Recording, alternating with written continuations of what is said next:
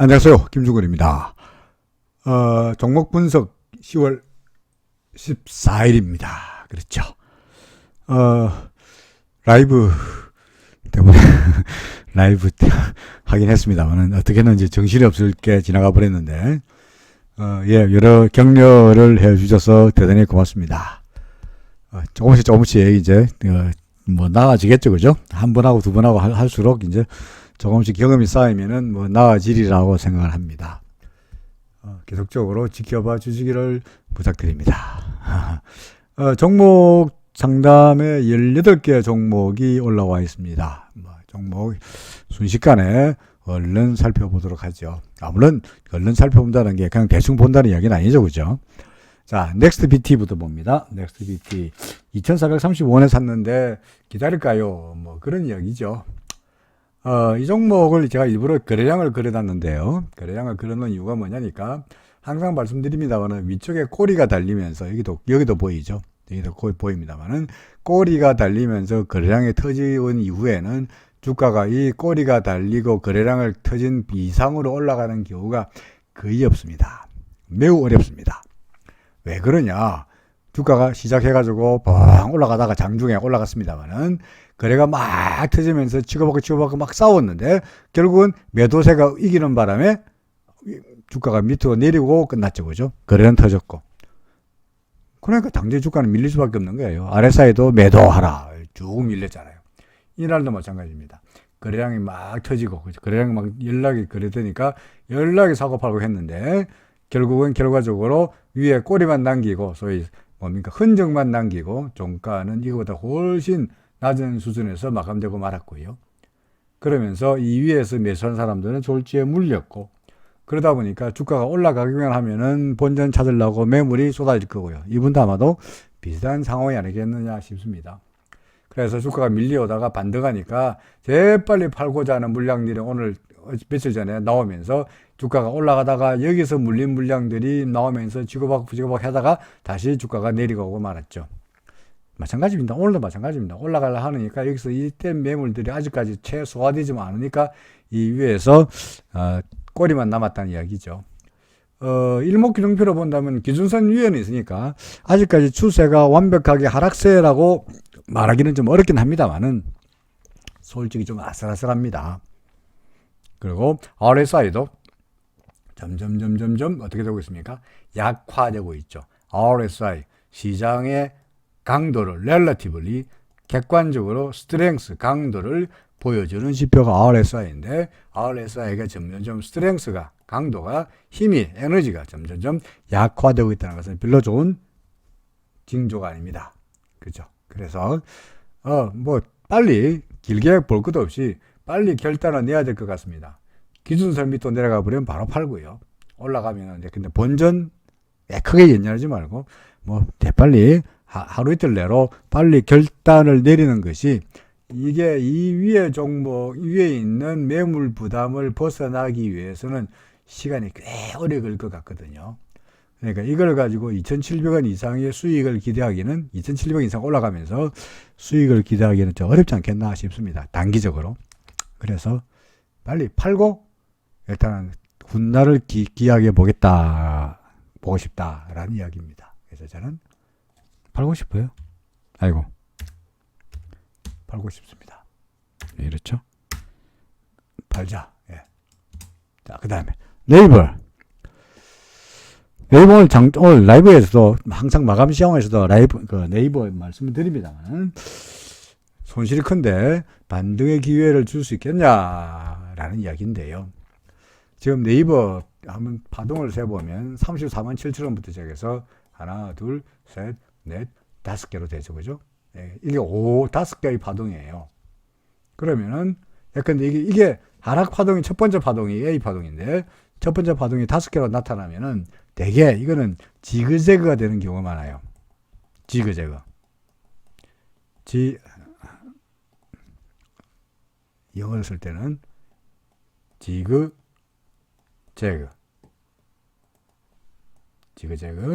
자, 지그재그가 된다는 말은 무슨 말이냐니까 이렇게 5개의 파동을 내려오면은 3개의 파동으로 반등하고 다시 이렇게 떨어지는 움직임을 되게 이걸 지그재그라 그러거든요. 그러면 현재 네이버는 어느 정도 와 있느냐, 이런 정도의 어딘가 와 있을 거라고 보여집니다.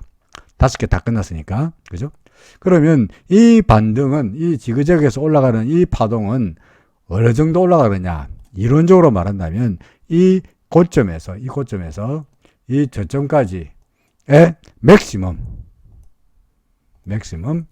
지우고 다시 하죠.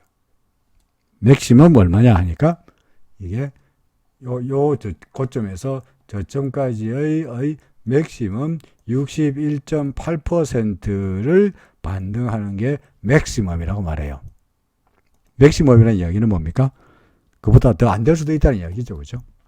그래서 이 고점이 34만 7천 원이고 저점이 28만 원 정도니까 대략 한 얼마쯤 됩니까? 25만 원 잡고 한 7만 원쯤 됩니까? 그죠? 7만 원에 62.8%니까 76, 42, 한 4만 원쯤 되겠네요. 대략. 따라서 대충 계산하면은 한 32만 원 정도가 뭡니까? 맥스 반등 목표다라는 이야기가 나오는 거죠. 맥시멈. 그러니까 32만 원 될 수도 있고 31만 원 될 수도 있고 30만 원 될 수도 있고 재수 없으면 28만 원으로 끝날 수도 있고 뭐 어떻게 될지 모릅니다만 잘해야 32만 원이다라는 게 이 소위 지그재그로 나타났을 때의 이 반등 파동의 목표치라고 이야기를 합니다. 그래서 뭐 32만 원 정도가 목표인데 그 전에 얼마까지 갔냐니까 30만 7천 원까지 갔고요. 그 다음에 그 위쪽에 기준선이 31만 원 정도 있으니까 아마도 31만 원 정도가 우리가 기대할 수 있는 최대한이 아니겠느냐 싶습니다. 32만 원이면 여기거든요. 그죠? 그러면 잘하면 구름 밖으로 나올 수 있다고요. 그러면 상승이 아니고 다시 조정이 아니고 다시 상승으로 봐야 될 텐데 뭐 그렇게 안 된다는 보장은 없습니다만은 저는 시장을 다소간 좀 이제 조정으로 보고 있다 보니까 시가총액 비중이 높은 네이버가 시장이 전반적으로 하락세로 보이는데 네이버만 혼자서 독야청청할 거라고 주장하기에는 좀 어렵겠죠. 그래서 32만 원 정도가 맥시멈이다. 그걸 뭐 32만 원까지 기다리지 마시고 반등할 때마다 조금씩, 근데 기준선 정도를 저는 최대한으로 생각합니다. 보수적으로 봐서 이런 정도가 반등할 때마다 빨리 없애야 되지 않겠나 싶습니다. 자, MIT액입니다.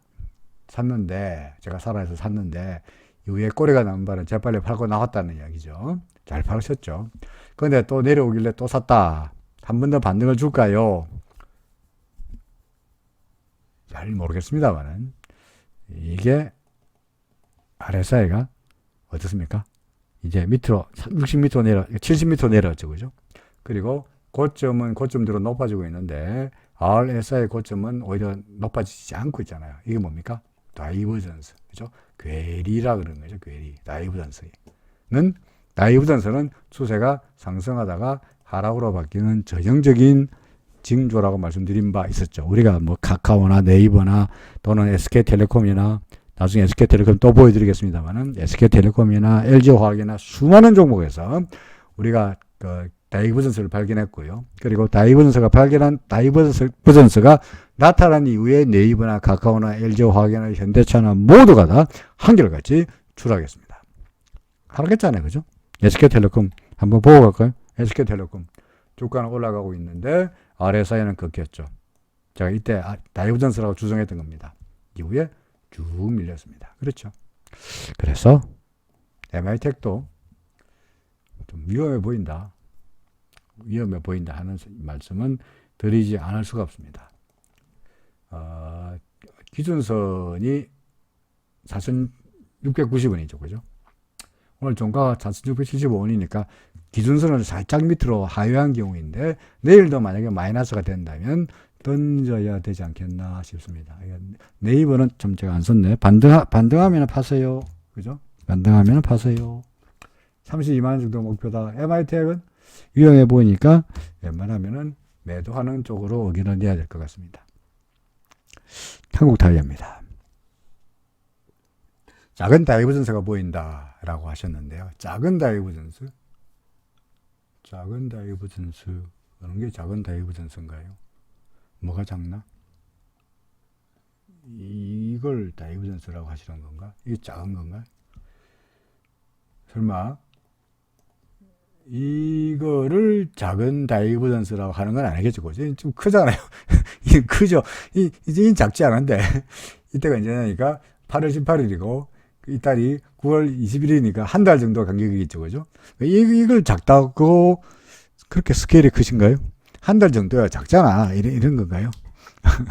농담이고요. 하여간 한국 타이어 다이버전스가 보이는 거 그냥 맞습니다. 여기서 다이버전스가 보이죠. 그죠? 이거를 두 개를 비교해 본다면 이 고점과 이 고점, 그러니까 이 고점과 고점을 보면은 고점들은 서로 높아지고 있는데 RSI 고점은 낮아지고 있으니까 전형적인 다이버전스입니다. 그러니까 추세가 이렇게 될 가능성이 높죠. 그죠? 뭐 혹은 여기서 옛날 건 그치고 지금은 어떻게 되느냐니까 지금의 예컨대 주가가 조금 더 밀린다고 본다면 밀리지 않으면 상관없습니다. 밀린다면 여기서 밀린다면 RSI는 이렇게 될 거라고요. 그렇죠? 주가가 밀리니까 RSI는 이렇게 될 거라고. 그러면 RSI 고점도 낮아지고 주가의 고점도 낮아지는 거죠. 이거는 다이버전스가 아니고 그냥 약세예요. 그냥 하락이에요. 네, 하락세예요. 그냥 하락세예요. 스트렝스, RSI, Relative Strength Index, 강도가 약화되고 있는 거니까 당연히 하락이죠. 주가도 고점 낮아지고 있고 힘도 낮아지고 있고 빠지는 거죠. 전제는 뭡니까? 밀린다면이죠. 밀린다면. 안 밀리면 아니죠. 그죠? 안 밀린다면 어떻게 되느냐? 안 밀리면 주가가 올라가면 RSI도 등달아 올라갈 테니까 그건 아니라고요. 그래서 한국 타이어 이미 여기서 다이버전스가 나타났으니까 좀 수상쩍긴 한데 여기서를 다시 한번 보면서 만약에 주가가 여기서 더 밀리면 RSI가 꺾이면 그때는 매도. 그래서 아니고 더 올라가면은 RSI가 더 올라가면은 오히려 홀드 보유로 전략을 짜는 것이 좋지 않겠나 싶습니다. 따라서 올라가면 갖고 있는 거고요. 내려가면 파는 겁니다. 올라가면 파는 게 아닙니다. 올라가면 더 올라갈 수 있으니까 계속 갖고 있는 거고요. 내려가면 더 내려갈 수 있는 거니까 제가 빨리 파는 거죠. 그죠? 자, 그래서 올라가면은 buy, hold, 내려가면은 sell, 파는 이런 전략을 말씀드립니다. 구체적으로 이야기한다면 꼭 기준을 잡는다면 당연히 저는 기준선이죠. 얼마입니까? 32,425원, 32,400원 정도입니다. 이게 기준입니다. 밑으로 내려가면 팔아야 됩니다. 그죠? 자, 그래서 일단은 홀드. 그 다음에 인성정보입니다. 거래량도 터지고 구름이 이제 홀드할까 말까 고민하고 있습니다. 입니다. 자, 요거 제가 거래량 터졌다 그래서 제가 한번 봤습니다. 이날 거래량이 터졌네요. 그죠? 거래량 터진 게 반드시 좋은 건 아닙니다. 거래량 터진 게 아까 조금 전에 뭐 이야기했던 MIT가 이거 뭐 했더라. 여기 있군요. 넥스트 PT를 설명할 때도 한 것처럼 거래량이 터졌다는 이야기는 좋은 점도 있습니다만은 예컨대 주가 한참 올라가고 있을 때 거래량이 쭉쭉쭉쭉 늘어나는 것은 좋은 징조예요. 시장에 관심이 쏠리고 있는 거니까. 하지만 이것처럼 위쪽에 수렴이 달리면서 거래량이 터진 것은 전형적인 턴어라운드 신호입니다. 넥스트 BT 본 것처럼. 따라서 인성정보 같은 경우에도 이날 거래량이 터졌죠. 그죠?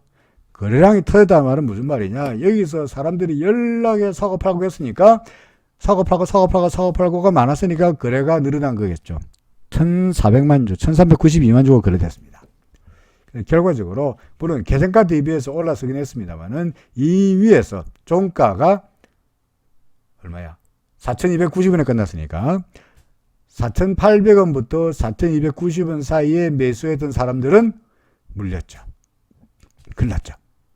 여기 위에서 4,800원, 4,700원, 4,600원, 4,500원 산 사람들은 종가가 뭡니까? 4,200원,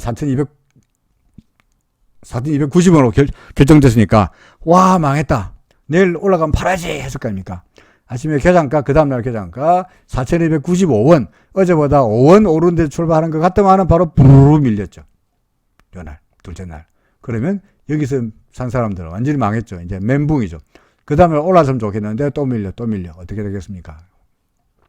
그래서 이 주식도 마찬가지로 거래량이 늘어났다는 게, 이 거래량 늘어났다는 게 오히려 이 매물 부담으로 남으면서 주가가 올라갈 때마다 여기서 물린 사람들 어떻게 할까요? 주가가 근처 올 때마다 재빨리 본전 찾으려고 매물을 던지겠죠. 따라서 이 종목은 위로 올라갈 때마다 얼마입니까? 4,200 종가 4,290원부터 시작해서 4,800원 사이에 매물 부담을 해소가 돼야만이 뭔가 상승세라고 말할 수 있겠습니다.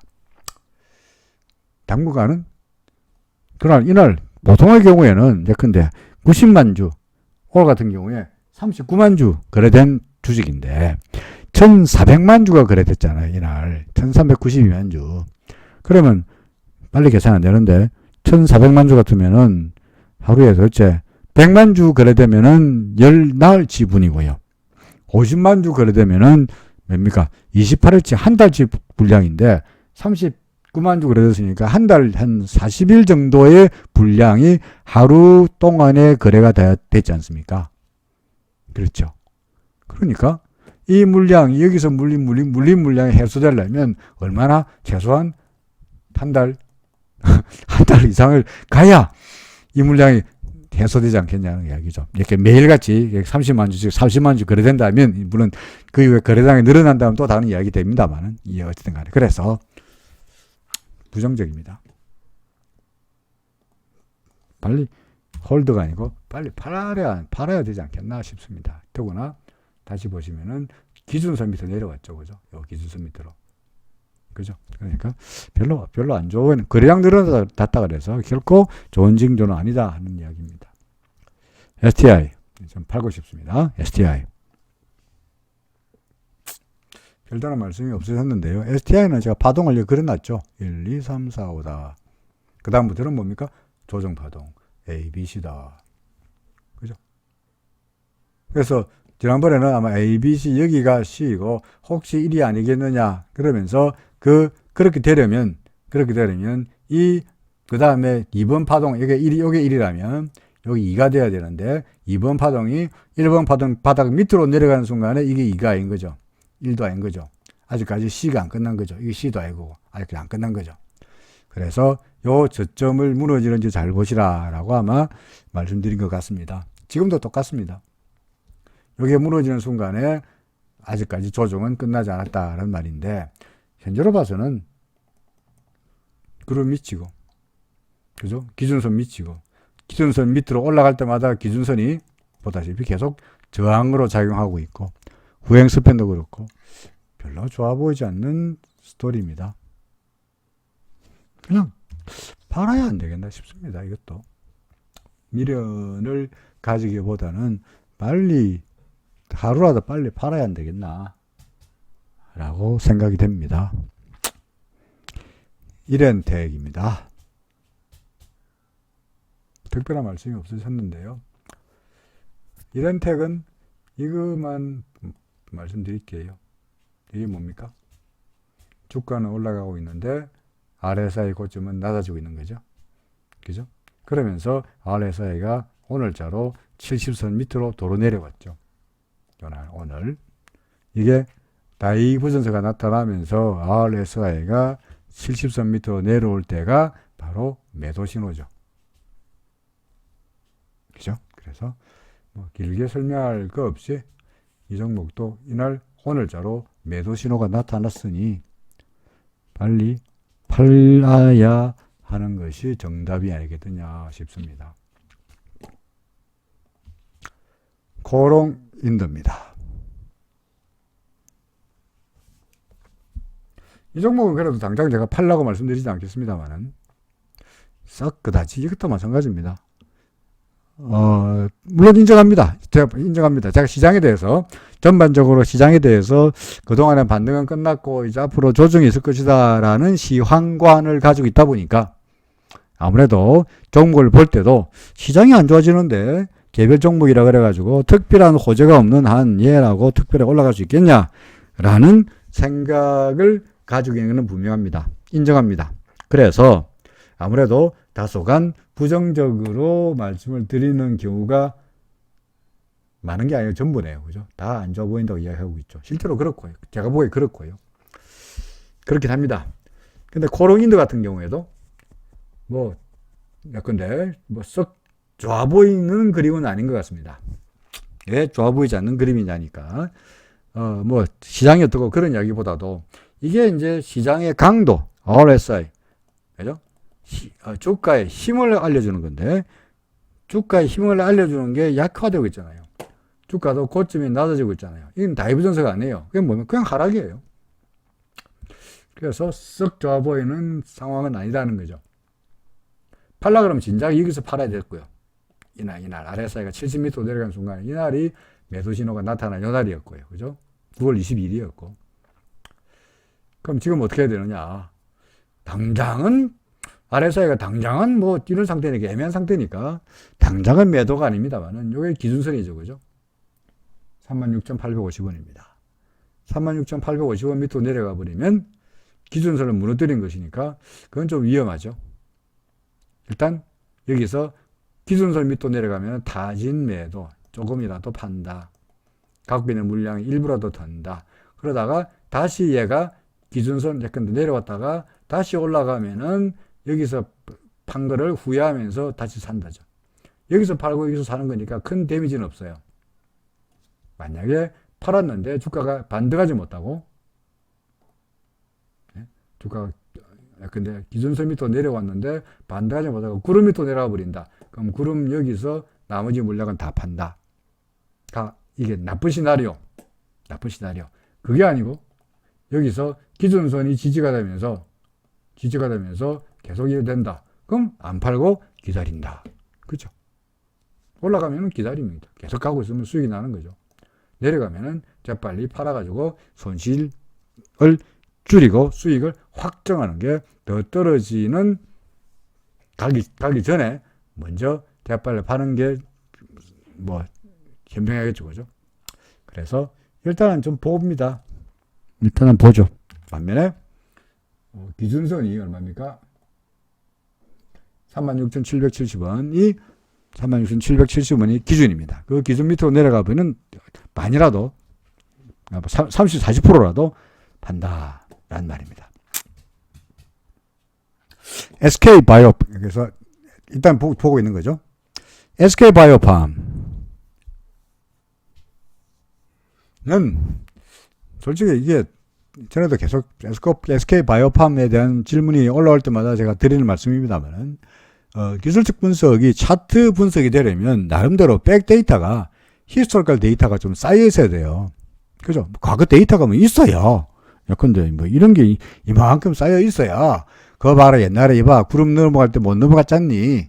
그죠? 뭐 이러면서 이제 이야기가 되는데 그러면서 RSI도 그려지고 일목구름표 구름도 예쁘게 그려지고 그러면서 뭔가 이야기가 되는데 지금 SK바이오팜 같은 경우는 이제 구름도 이제 언제입니까? 이후에나 겨우 이제 형성될 따름이지 아직까지 일목균형표가 완전체도 만들어지지 않았잖아요. 그죠? 그러니까 겨우 RSI인데 RSI로 본다면 겨우 이제 매수 신호가 나타나고 있는 상태이긴 합니다. 바닥에서 반등하고 있는 건 분명해요. 그동안 떨어졌다가 이제 좀 돌아서고 있는 것 같아요. 다만 구름은 아직 뭐 안 만들어졌으나 그래도 기준선은 만들어지고 있는데 지금 얘가 기준선 밑에서 오늘 계산가가 기준선 바로 밑에서 16만 6,500원에서 출발했는데 오늘 기준선이 얼마냐니까 16만 7,500원이거든요. 그러니까 기준선보다 1,000원 밑에서 출발했는데 결국은 쭉 밀려가지고 나간가가 15만 4천원 아니 얼마입니까? 15만 3천원 끝났죠. 그죠? 그러니까 쉽게 말해서 기준선이 뭐가 됐느냐 마치 저항선으로 작용한 것처럼 보인다는 거죠. 이 종목을 갖고 계시는지 아니면 뭐 뭡니까? 신규 매수를 생각하시는 일은 밝히지 않으셔서 정확하게 잘 모르겠습니다만은 그래서 만약에 얘가 내일이라도 오늘의 기준선 16만 7,500원을 넘어선다면 해피한 거고요. 다 올라갈 거니까요. 해피한 거고요. RSI가 반등하고 있으니까 뭐 일단은 괜찮아 보이는데 해피한 거고, 만약에 내일이라도 밀리면은 이게 잘못하면 오늘 그 마감 시황에서 제가 오늘 그 삼성바이오 보여드렸죠. 그죠? 삼성바이오. 또 뭐 보여드렸습니까? 셀트리온 보여드렸죠.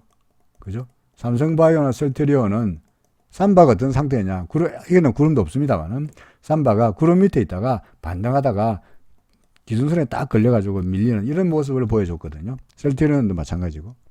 그래서 얘도 혹시 뭐 기준선 넘어가면 뭐 웰컴, 노 프라블럼 계속 할 거예요. 못 넘어가면은 역시 고난의 과거에 이랬던 고난의 길이 더 이어지지 않겠나라고 우려됩니다.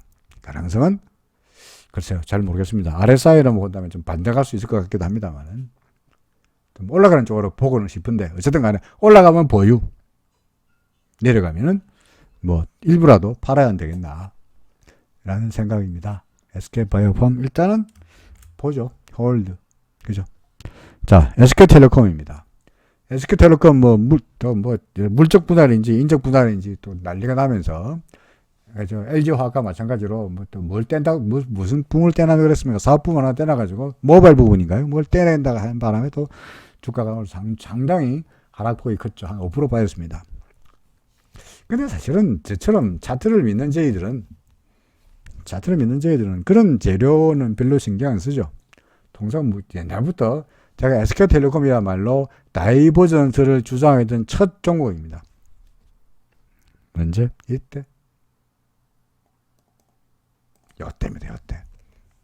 이때입니다. 이때 다이버전스 보이지 않냐? 그 전날이다. 다이버전스 보이지 않냐? RSI가 고점을 볼 때 고점도 만들고 고점 만들었는데 이 고점 비교보니까 위험해 보이네. 그래서 팔아야 되지 않겠냐? 라고 주장했죠. 그랬더니 온천지에서 SK텔레콤 5G의 대표 주식인데 말이야, 왜 떨어진다 그러냐? 라고 그러더라고요. 그죠? 그런데 결국은 어떻게 됐습니까? 다이버전스 이후에 주가는 이렇게 됐죠. 그죠? 그러면서 추세가 점점점 기울더니 기준선 무너뜨렸죠. 보이십니까? 그러더니 드디어 이제 구름을 밑으로 내갈락 말락합니다. 그 사이에 후행스패는 어느새 캔들 밑으로 내려와 있고요. 싹 좋은 그림은 아니지 않느냐 싶습니다. 이미 예전부터 다이버전스가 나타나면서 진작에 추세가 무너졌다는 것을 경고해 왔고요. 그게 계속적으로 실제로 현실에 나타나고 있다고 보여집니다.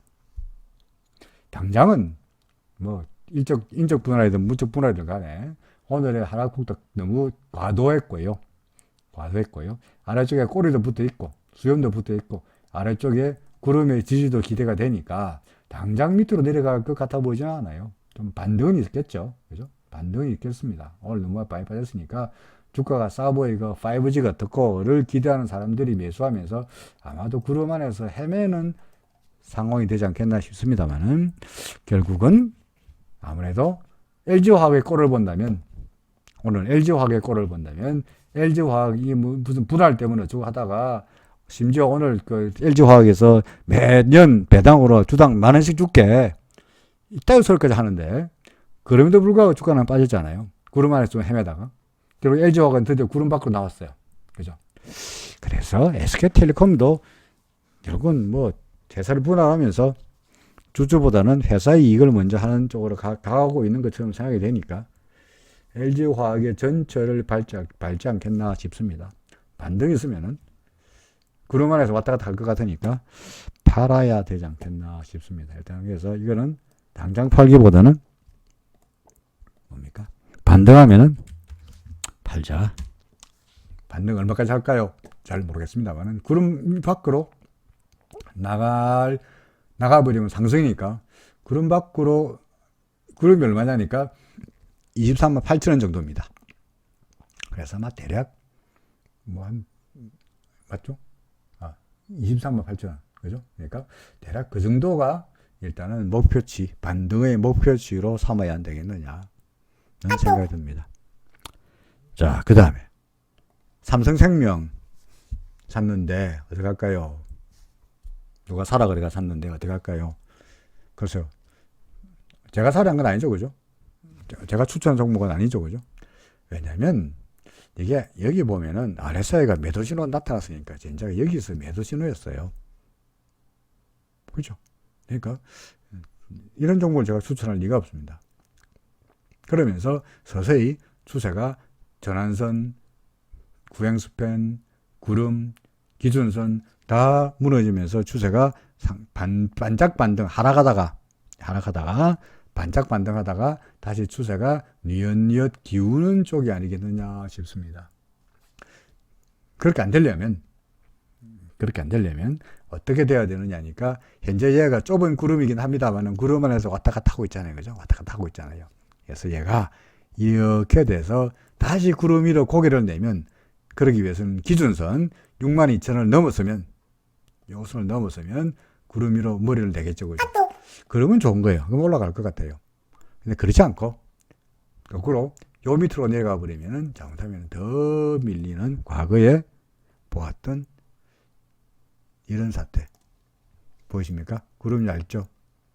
얇은 구름이 잘 버텼죠? 올라갔으면 좋겠는데 구름 밑으로 떨어져 버렸죠. 어떻게 했습니까? 쭉 밀렸죠.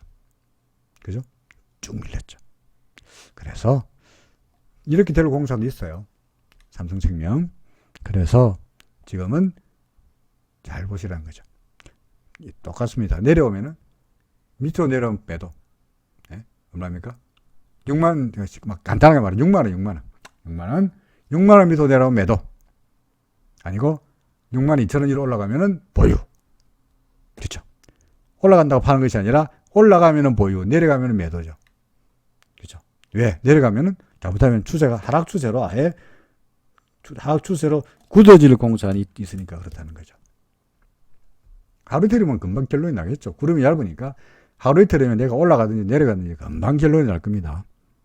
그러면 빨리 어떻게 보유든 매도든 결정을 해야 될 시기가 곧 오리라 생각이 됩니다. 웹젠입니다. 특별한 말씀은 없으시고요. 저도 특별하게 코멘트 하기가 좀 그렇습니다. 애매합니다. 그냥 기준선 거치에 딱 몰려 있고요. 구름 위이고요. 후행스표는 캔들 밑이니까 이건 별로 안 좋은 뉴스인데 그래도 구름이 떠받쳐 준다는 것은 나쁘지 않은 뉴스입니다. 그러니까 소위 그 홀드 매수 쪽과 매도 쪽이 거의 팽팽하게 균형 상태다라고 판단이 됩니다.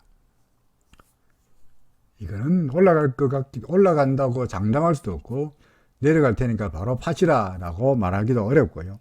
진짜 애매한 상태입니다. 제가 애매하다 그런다고 사람들이 말을 애매한다 그럽니다만은 잘 안 보이고 제가 모르는 거는 모른다 그럽니다. 눈에 잘 안 보이면 확실하게 이거는 올라갈 것 같기도 하고 내려갈 것 같지도 않고 잘 모를 때를 모른다고 이야기할 수밖에 없는 거죠. 그래서 웹제는 모르겠다. 올라갈지 내려갈지. 뭐 구름 밑으로 내려가면은 팔아야 되는데 이 구름 밑으로 내려가면 팔아야 되는데 구름이 워낙 두터우니까 그죠? 3만 원 밑으로까지 3만 원까지 밑으로 내려 올라가면 오늘 종가가 3만 5천 원이니까 5천 원을 더 떨어져야 되는데 그럴 가능성은 낮잖아요, 그죠? 그러니 뭐 부정적으로 말하기는 좀 그러네요. 그러니까 올라가는 쪽으로 기대를 걸고 싶다. 올라가는 쪽에 한 70% 정도의 확률을 두고 싶다. 뭐 이렇게 말씀드리는 게 좀 애매하지 않습니까? 덜 애매합니까? 애매하지 않는 덜 애매한 그죠? 올라갈 것 같다. 조금 70% 확률 정도로. 자, 그 다음에 세진중공업입니다. 세진중공업도 뭐 이런 비슷한 사례가 계속 나와서 앞에도 넥스트 BT의 경우에도 설명을 했고요. 그죠? 수염 위에 수염 걸리면은 거래량 많고 수염 걸리면은 그 위로 극복하기가 매물을 극복하기가 어렵다 라고 말씀드렸죠. 또 인성정보 또 마찬가지. 거래량이 터지면은 이 거래량 터졌으니까 이때 물린 물량이 매물화 되니까 이걸 극복하기가 어렵다 라는 말이었죠. 그죠? 그래서 지금 세진중공 같은 경우에도 오늘 보면은 위로 수렴이 달렸죠. 그죠? 그래서 뭐 거래량이 뭐 크게 많이 터졌다고 말하기는 그렇습니다만 역시 아무래도 이 점점점 위쪽에 매물 부담이 좀 있지 않겠나 싶습니다.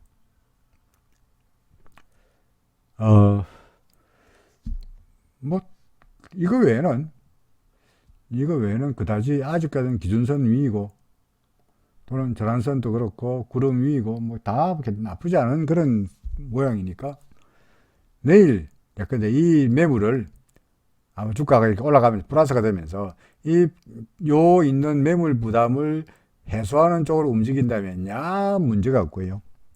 오히려 내일 쪽으로 이게 마이너스가 된다면 이 위의 매물은 상당히 당분간은 부담으로 작용할 겁니다.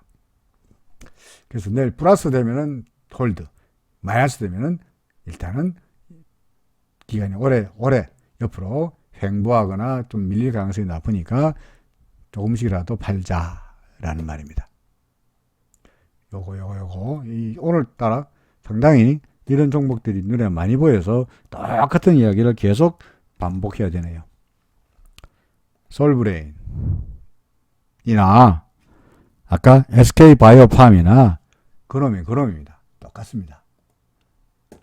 SK바이오팜은 상장된 지 이제 종목이 70개 됐고요. 솔브레인은 회사가 분할되면서 솔브레인이라는 회사가 남아서 분리 상장된 게 이제 45일 됐습니다. 그렇죠. 그러니까 뭐 차트는 도저히 뭐 아직 형체도 일목균형표 구름 형체도 없고 그죠. 아직 구름은커녕 아직 뭡니까 안개도 아직 물방울도 안 생겼습니다. 그렇죠. 구름이 뭡니까 이 물방울도 하늘이 막 맑죠. 그래서 아무것도 모르겠습니다.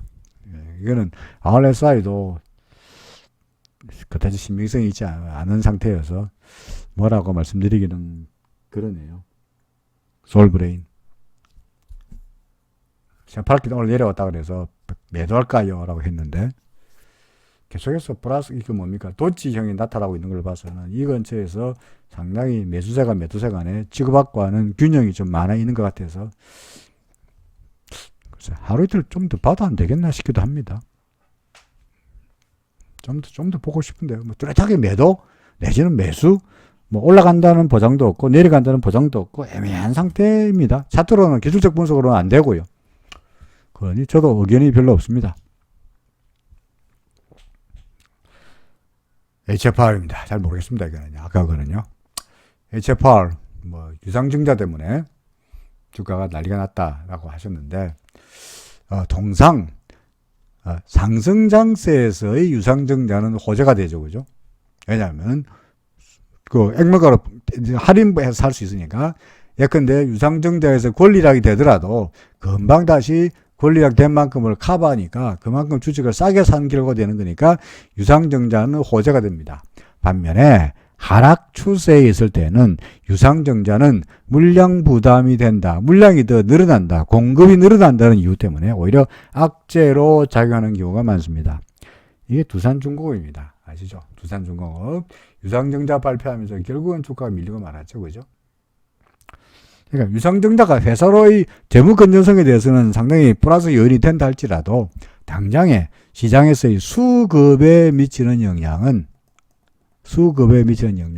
공급이 많잖아요. 그죠? 공급이 늘어나야 되니까 우리 경제학 교과서에서 공급이 많아지면 어떻게 합니까? 가격이 어떻게 합니까? 떨어지죠. 그죠? 그래서 두산중공업이 떨어지던 건 마찬가지로 HFR도 그게 악재로 작용하였다라고 생각이 됩니다. 근데 사실은 그거는 유상증자 같은 경우는 그건 그렇고 우리는 차트제이들은 보세요. 기준선 밑으로 내려왔잖아요. 여기서 보이십니까? 그죠? 그러니까 어째 됩니까? 다짐매도 그룹 밑으로 내려왔잖아요. 다 팔자가 돼야 됩니다. 그걸 확인해 주는 게 불가능한 이야기죠. 그러니까 사실은 진작에 다 이 위에서, 이 위에서 다 팔았었어야 하는데, 안 팔고 있었다면, 지금 그나마 RSI가 거의 바닥권이니까, 그죠? 거의 바닥권이니까, 요때처럼, 요때 반등했으니까, 요때처럼 혹시나 주가는 떨어지고 있고, RSI는 거의 바닥권이니까, RSI가 올라가면서 주가도 등달아 반등하지 할 수 있지 않겠냐. 그게 우리가 기대할 수 있는 유일한 신라 같은 희망입니다. 그래서, 일단은 뭐, 보죠. 일단 두고 보는, 지금 당장 RSI가 이런 판에, 오늘 마감 기준으로 RSI가 32.87인데, RSI가 32.87일 때 거의 바닥권일 때 매도하기는 너무 억울하잖아요. 그죠? 그러니까, 설령 더 떨어질지 모르더라도 일단 지켜보다가 반등하면은 그때 가서 팔고 싶다 하는데, 이게 반등하더라도 이게 구름이 위에 붙어 있으니까, 구름을 넘어서서 상승세로 나타내기에는 기간이 요원하지 않겠나 싶습니다. 그래서 옛날에 요때 구름 밑으로 기준선 밑으로 상 내려 구름 밑으로 상 내려서 팔았다고 가정한다면 34,000원 정도에 팔 수 있을 테니까 이번에도 반등하면은 34,000원 정도를 반등할 때의 매도 목표치로 삼고 싶다는 이야기죠. 반등하면 팔고 싶네요. 그죠? 코스맥스입니다. 두산이었고 코스맥스 가지고 있는데 어떻게 대응하나요? 대응을 어떻게 잘 모르면 시키는 대로 하면 됩니다. 시키는 대로.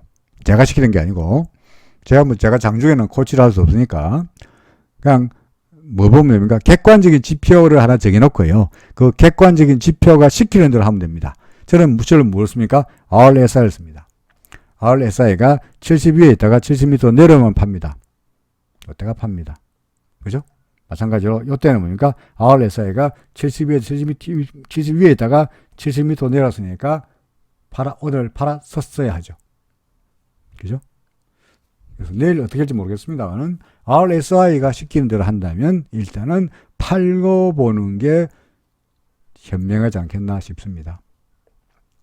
매수단가 얼마인지 모르겠습니다만은 아마도 현재로 상대로 봐서는 뭐 손해는 아닌 것 같은데 뭐 손해가 나든 이익이 나든 문제가 아니라 현재로 봐서 RSI가 72에서 70m 내려갔다는 게 그다지 좋은 상황은 아니지 않겠느냐 싶습니다. 어떻게 대응하느냐? 저라면 팔자. 물론 인정합니다. 다시 똑같은 이야기입니다만 인정합니다. 시장에 대해서 부정적인 생각을 다소간 좀 이번에 어제 오늘로 반등은 끝났고 지수가 이제 좀 밀리지 않겠냐는 쪽으로 생각을 가지고 있다 보니까 아무래도 종목에 대해서 하는 의견들이 한결같이 팔아라 오늘따라 동그라미 하나도 없네요. 인 것은 분명한 사실인 것 같고요. 그쪽으로 바이어스가 편견이 가 있다는 것도 인정합니다. 하지만 이런 의견도 있다. 다시 말해서 RSI가 70 위에 있다가 70m 내려갈 때는 팔았었어야 하지 않냐. 어때? 보이십니까? 따라서 이번에도 RSI가 70m 내려갔으니까 70 위에 있다가 70m 내려갔으니까 팔아야 되지 않겠니? 라는 의견입니다. DB 하이텍입니다. 뭔가 종목 중에 하나가 동그라미 종목이라도 나오기를 기대했는데 이 종목도 마찬가지네요.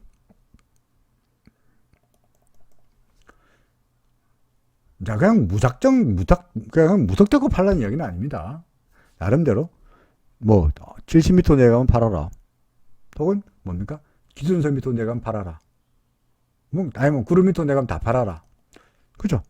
그 없이 그럼 내키는 대로 이건 사라, 저건 팔아라, 이거는 가지고 있어라 라고 말하는 건 절대 아닙니다. 그건 절대로 아닙니다. 그러니까 저는 기준이 뭐죠? 일단은 RSI 단기적인 거래는 RSI 아니면 좀 길게 보면은 일목기준표 기준선 밑으로 내가면 판다. 그리고 일부 판다. 그리고 구름 밑으로 내가면 다 판다. 쳐다보지도 않는다. 다 팔고 이런 전략이죠. 그냥 DB 하이텍은 사실은 기준선 밑으로 내려갔다가 팔았다가 샀다가 왔다 갔다 하긴 해야 되긴 합니다만은 조금씩 기준선에서 멀어지고 있는 상태여서 그렇죠. 구름이니까 뭐 다 팔라고 말씀드리지 않겠습니다만은 일부라도 다진 매도라도 파는 것이 리스크를 줄이는 측면에서 현명하지 않겠나 싶습니다. 기준선 위로 다시 올라가면 또 추가로 따라서 사면 되는 거죠. 그죠? 그러니까 내가 여기서 팔았는데 여기서 어떻게 사겠니가 아니죠. 추세를 보고 따라가는 거죠. 추세가 상승세라면 사는 거고요. 추세가 하락세라면 내가 여기서 샀다 할지라도 여기서 팔아야 되는 거죠. 얼마에 사고 얼마에 팔았다는 게 중요한 것이 아니라 추세를 따라가는 것이 중요하다라는 말입니다. 근데 DB하이텍은 기준선 밑으로 내려왔으니까 타진 매도라도 하고 싶다라는 말이죠. 자, 마지막으로 초록뱀입니다. 초록뱀 파동이 어디 있나요? 어떻게 되나요? 초록뱀 파동 어떻게 되나요? 말씀하시는데, 초록뱀 파동은 어디 있습니까? 풀밭이죠, 풀밭에. 그죠? 초록뱀이니까 풀밭 어디에 가고 있겠죠? 초록뱀 파동 어디쯤 가고 있나요? 예, 풀밭에 어디를 가고 있습니다. 썰렁한 개그였습니다. 파동은 잘 안 매겨집니다. 네, 썰렁한 개그를 하느냐니까 파동이 잘 안 매겨집니다. 굳이 말한다면 약간 1, 2, 3, 4, 5 이렇게 돼야 되는데 별로 마음에 안 듭니다. 이게 1이고 이게 2인데 이만큼 한 달 반 1번 파동이고 2번 파동은 한 달, 두 달, 석 달, 넉 달이 2번 파동인데 3번 파동은 한 달 만에 3번 파동이고 4번 파동은 보름 만에 4번 파동이고 5번 파동은 보름 만에 5번 파동 끝난다. 그 다음에 지금 뭐야 A, B, C다. 아이고 이거는 말도 아니라고 생각합니다. 그러니까 파동은 잘 안 됩니다. 재빨리 지웠습니다. 대신에 앞으로 어떻게 될 건지는 글쎄요 말씀드릴 수 있습니다. 이런 걸 우리가 뭐라 그러죠? SK텔레콤에서 주가는 올라가는데 그죠? RSI는 약해지는 걸 뭐라 그랬죠? 이걸 뭐라 합니까? 다이버전스. 그죠? 다이버전스가 나타난 다음에 주가는 우리가 알다시피 이렇게 됐죠. 그죠? 근데 초록병의 경우에는 어떻습니까? 주가는 올라가고 있는데 고점은 올라가고 있는데 RSI는 힘은 약화되고 있죠. 그죠? 그죠? 힘, 스트렝스가 약화되고 있잖아요. 그러면 어떻게 되리라 예상합니까? 올라갈까요? 그렇진 않겠죠. 그죠? 그렇진 않겠죠. 그죠? 그래서 이 종목 제가 동그라미를 어떻게 하나라도 건지려고 노력해 봤는데 여기도 이 종목도 매도하는 것이 답이 아니겠느냐 싶습니다.